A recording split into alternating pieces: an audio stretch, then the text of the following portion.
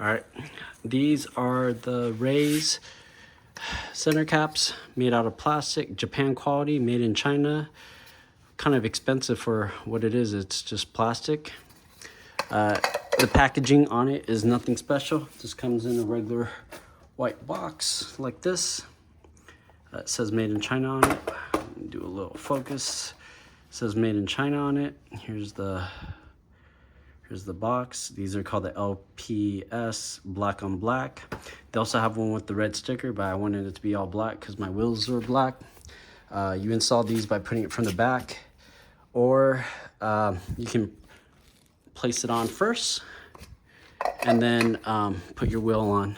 Only thing is you need to make sure you take out your hub-centric caps because that's where it kind of basically sits, and then that makes it more hub-centric, I guess, as well too. So I'm putting these on my TE37XTs, and I already put the front ones on. I'll show you what that looks like. I do like it a lot. The wheels are just dirty. The whole car is dirty. So we're gonna do a wash after we get this installed. All right, thanks.